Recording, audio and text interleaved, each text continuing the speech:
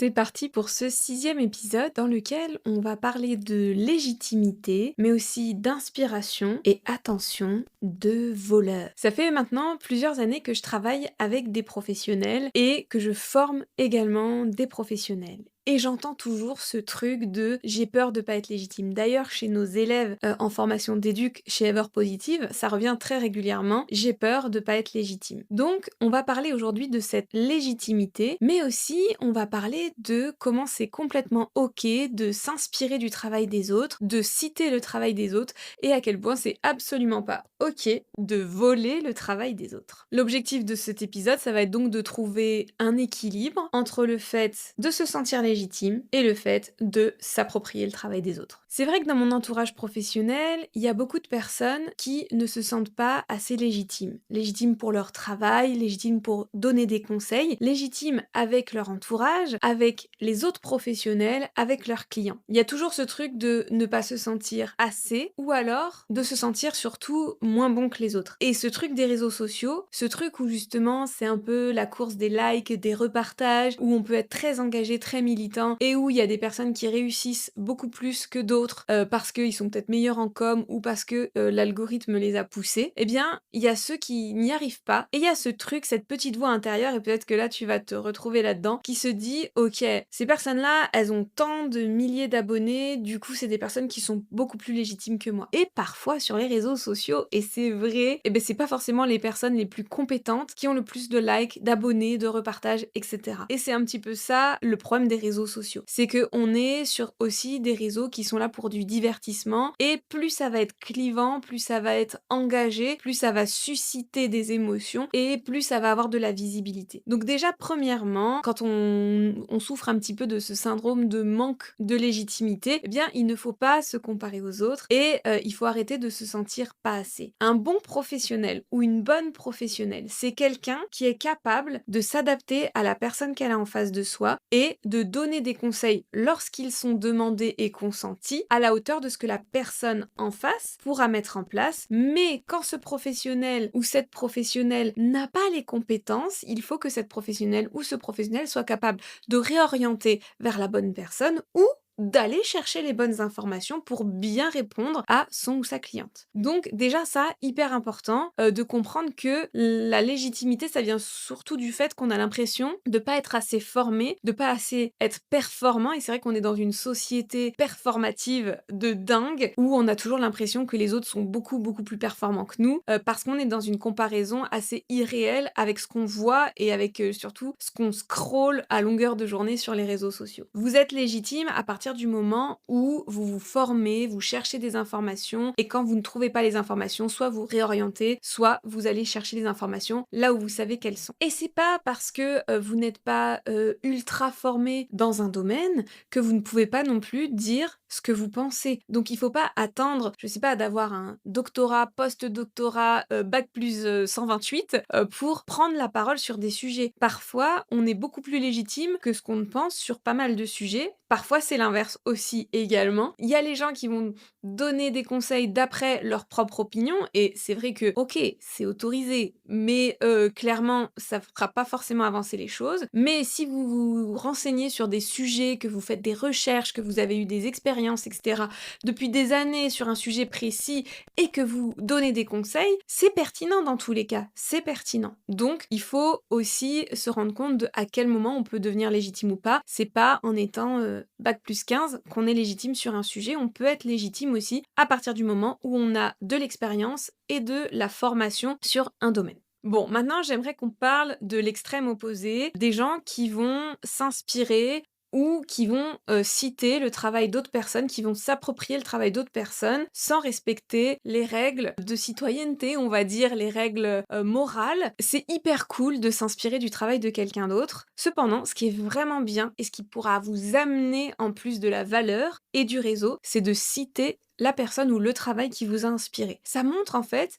que vous êtes quelqu'un de loyal, avec une éthique, que vous êtes capable de mettre en valeur le travail des autres, tout en vous l'appropriant et en le transformant ou en vous en inspirant. Et ça, c'est hyper cool. Ça veut dire: «Je reconnais le travail de un tel ou une telle, ça m'a inspiré telle ou telle chose, voilà ce que j'ai fait», et du coup, ça va aussi vous permettre parfois et bien souvent de rentrer en réseau avec cette personne et vous allez développer votre réseau, professionnel ou, dans la spécialité dans laquelle, vous parlez. En même temps, ça va montrer de vous une posture véritablement éthique et professionnelle et ça, c'est hyper intéressant. Maintenant, quand on cite mot pour mot le travail de quelqu'un d'autre, si on ne dit pas la personne, donc voilà, si on ne va pas donner la source de ce travail, ça s'appelle du vol. Et ça, c'est hyper important de le comprendre. Dans le domaine, notamment scientifique, bah, c'est considéré comme un délit, en fait, de s'approprier le travail de quelqu'un d'autre, de citer mot pour mot le travail de quelqu'un d'autre. On peut même parler, de vol de droit d'auteur, donc hyper important à prendre en considération. En fait, ce que quelqu'un d'autre a écrit, le travail de quelqu'un d'autre, ce que quelqu'un d'autre a fait, a créé, ça lui appartient.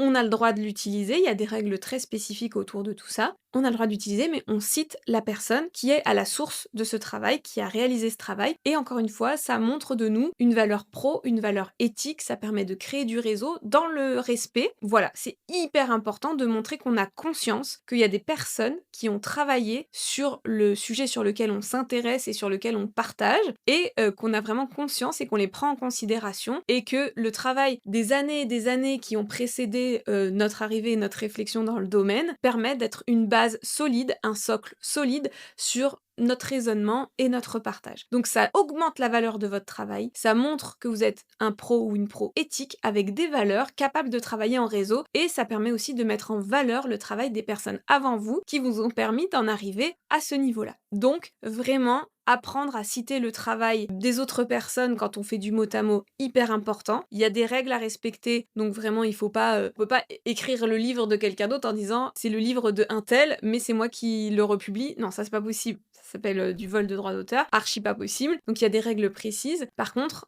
hyper important de, voilà, citer le travail de quelqu'un qu'on va réutiliser pour s'appuyer dessus, pour aller plus loin. Ou quand on est inspiré par un travail, pareil, de dire que, on a été très inspiré par ce travail, de montrer, ce que nous, ça nous a permis de faire. Ça ne rend pas moins légitime, en fait, de citer la personne, au contraire, ça rend plus professionnel. Maintenant, un petit cas de réflexion, globale, en fait, ta vie, ton opinion, ta réflexion, aujourd'hui, elle en est à un stade, c'est à l'instant, T, et elle est due à des savoirs froids que tu as appris, donc ça va être des sciences et cetera, mais aussi aux savoirs chauds. Les savoirs chauds, ça va être tes expériences, et c'est ces savoirs froids et savoirs chauds qui vont créer ton propre raisonnement et ta propre façon de penser. Donc bien sûr, quand tu as envie de t'exprimer sur quelque chose, là, qui est en rapport avec l'actualité ou quelque chose qui te préoccupe en ce moment, tu n'es pas obligé de citer toutes les personnes qui t'ont inspiré dans ta vie et qui t'ont amené à cette réflexion. Au contraire, tu as le droit de donner ton propre avis quand,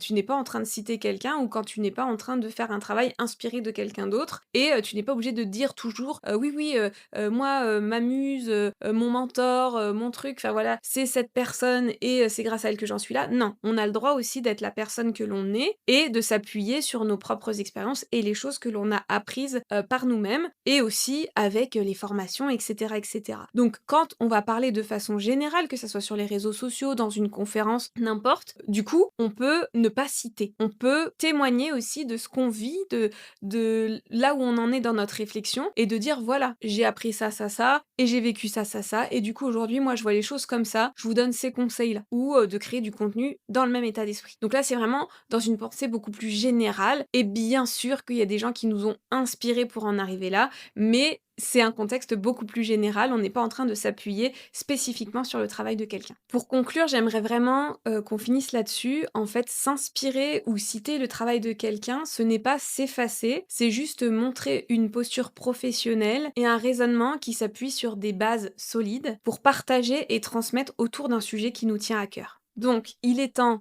d'oser, oser créer du contenu, il ne faut pas se freiner. C'est mieux de respecter les règles, on cite les sources où on dit de qui on s'inspire quand c'est vraiment hyper spécifique et ponctuel, et on partage sur sa propre expérience, on peut témoigner, aucun problème. Au contraire, ça va toujours servir aux autres. Donc j'espère que ça va vous encourager à ressentir votre légitimité, à créer du contenu, à faire des conférences, à parler publiquement et à vous sentir plus légitime dans votre cadre personnel comme professionnel. N'hésitez pas à me dire en commentaire ou sur les réseaux sociaux comment vous vous situez par rapport à tout ça, quel est votre point de vue. Encore une fois, je vous impose pas ma façon de voir les choses, je vous l'exprime simplement et on peut en discuter, je suis ouverte à ça. On se retrouve au prochain épisode.